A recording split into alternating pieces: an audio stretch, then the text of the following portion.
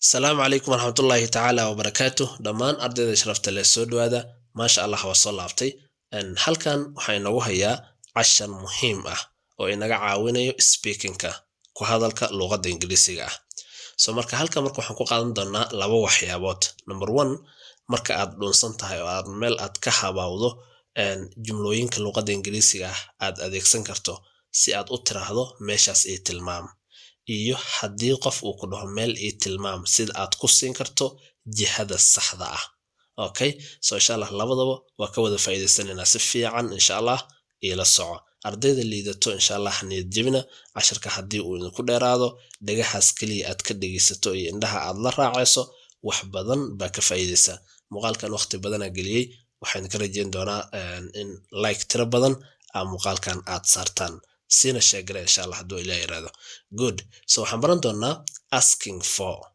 and giving directions in English yani weydiin asking for yani marka aad rabto qof inaad weydiiso jihada aad u socoto haddaad dhunsan tahay and giving directions iyo in aad jiha aad qof siiso in English adoo luqadda Ingiriisiga adeegsanaya part 1 qaybta koowaad good jumlada ugu horeysa waxay leedahay excuse me could you tell me how to get to the bookstore excuse me could you tell me how to get to the bookstore iga raali noqo ma ii sheegi kartaa sida aan ku tagi karo dukaanka buugaagta good mid xigto please tell me how I get to your apartment please tell me how I get to your apartment fadlan ma ii sheegi kartaa sida aan ku imaan karo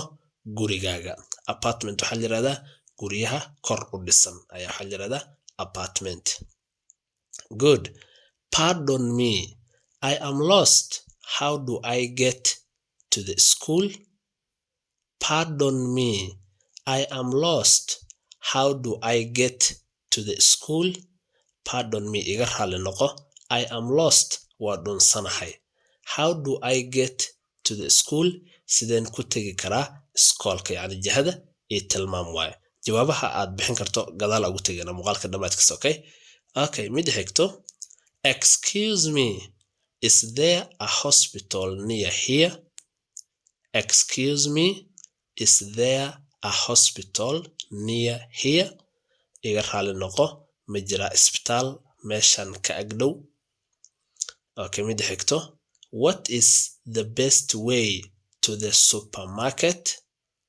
what is the best way to the supermarket ma ii sheegi kartaa wadada ugu dhow ama ugu wanaagsan ee supermarketka aan ku tagi karo okay jumlada xigto is this the right way to the bus station is this the right way to the bus station ma tahay wadadii saxda ahayd oo boostejada baabuurada ay ka baxaan tagaysa yani okay salahan wada saaran tahay qof baa marka maybe aad aragtay waxa la marka waad xaqiiqsan rabtaa is this the right way wadadani ma tahay wadadii saxda ahayd to the bus station oo tagayso boostejada baabuurta good mid xigto am I on the right road to Louis Hotel am I on the right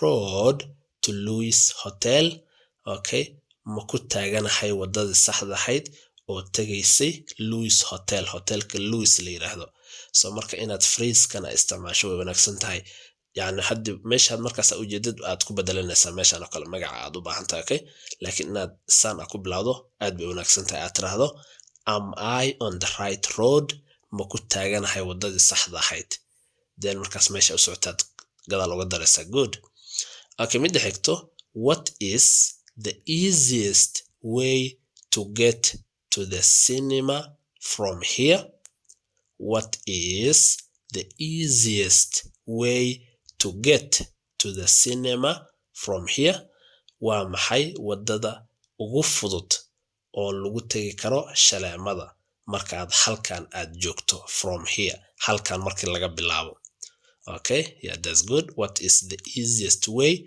to get to the cinema from here?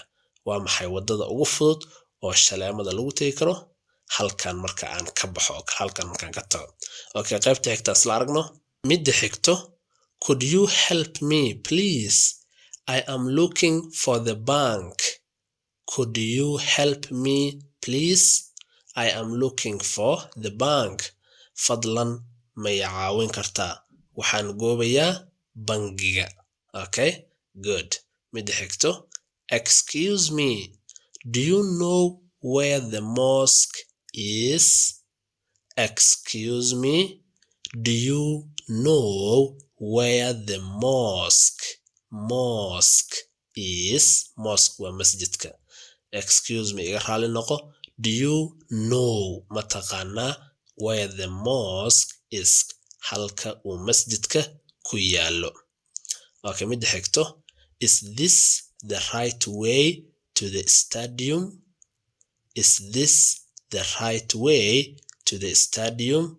Wadadani ma tahay wadadii saxda ahayd oo tegaysay garoonka? Stadium waxaa la yidhahdaa garoonka korka ka dhisan oo meel la fadhiista leh iyo waxyaabahaas stadium la yidhahda. Okay, field waxaa la yidhahdaa garoonka iska barxadda ah oo saas u furan oo lagu ciyaaro. So saasay ku kala duwan. Stadium waa mid ka dhisan, fieldna waa iska barxadda caadiga furan oo lagu ciyaaro. Okay, midda xigto, where is the chemist? Where is the chemist? Waa halkee meesha uu ku yaalo farmashiyaha. Chemist waa farmashiyaha kan daawooyinka waxaasaa ka soo qaadanaysid. Okay, midda xigto, where can I find the nearest bakery? Where can I find the nearest bakery? Halkeen ka heli karaa warshada rootiga ugu dhow. Bakery waxaa la yidhahdaa meesha rootiga lagu sameeyo. Where can I find the nearest bakery?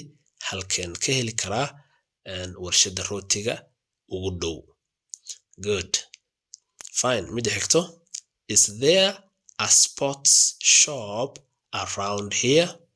Is there a sports shop around here? Ma jirtaa dukaan yani waxyaabaha ciyaaraha laga helo halkan? Okay, sports shop waxaa la yidhahdaa dukaanka waxyaabaha ciyaaraha lagu gado sida kabaha, dharka waxyaabahaas waxaa la yidhahdaa sports shop. Okay, good. Midda xigto, excuse me, where is the airport? Excuse me, where is the airport? Iga raali noqo, halkee buu airportka ku yaalaa? Good. Midda xigto, in which direction is the nearest gas station? In which direction is the nearest gas station? Okay, wadadee ama jihadee ayuu ku yaalaa yani meesha gaaska laga qaato sida petroolka oo kale iyo dieselka oo kale baabuurta lagu shubto ugu dhow. Okay, in which direction, jihadee ama wadadee, is the nearest gas station ayuu ku yaalaa meesha laga qaato shidaalka ugu dhow. Okay, midda ugu dambeyso oo yani ah marka aad qof aad rabto inaad weydiiso jihada u socoto kadibna jawaabaha aan u tegaynaa. Sorry to bother you, please direct me to the hospital. Sorry to bother you, ereygaas ina freeska isticmaasha aad ay wanaagsan tahay. Waa ka xumahay inaan ku dhibo. Bother waa dhibitaan. Sorry to bother you, waan ka xumahay inaan ku dhibo ama aan ku qashqashaado. Please, fadlan, direct me, ii tilmaam, to the hospital. Please direct me yani igu aadi ama tilmaam isii to the hospital yani sida aan ku tegi karo isbitaalka. So kuwaas waxay ahaayeen sida aad qof aad u weydiin karto, waa su'aalihii sida qof aad u weydiin karto jihada aad u socoto marka aad meel aad ka dhunto. Okay, so haddaba jawaabahana aan isla aragno. Giving directions in English, marka aad rabto inaad jawaabihii aad bixiso waa the answers, jawaabihii marka aad qof aad rabto inaad tilmaam aad siiso. Inaad tiraahdo keep going straight ahead, you will see it on the right. Keep going straight ahead, you will see it on the right. qof wuxuu ku dhahay halkee buu ku yaalaa farmashiyaha ama isbitaalka ama meesha u socdo so waxaad dhihi kartaa toos u soco keep going straight ahead toos u soco you will see it on the right waxaad ku arki doontaa yani midigtaada yani xagga gacantaada midig ay ka soo qaban doona hadduu isbitaal shaygu yahaybo ama waxaad dhihi kartaa continue straight ahead for about a mile toos u soco ilaa 1 mile oo kale ama 2 mile ama waxay ahaataa markaas okay continue straight ahead toos u soco for about a mile yani qariiban ilaa 1 mile oo kale ama waxaad dhihi kartaa you are going the wrong way qof wuxuu axad ku tiraahdaa oo kale am I on the right way to the hospital wadada saxda ah ma ku taagan ha isbitaalka tagaysay so haddaad uu qofkaas u dhunsan yahay oo kale waxaad dhihi kartaa you are going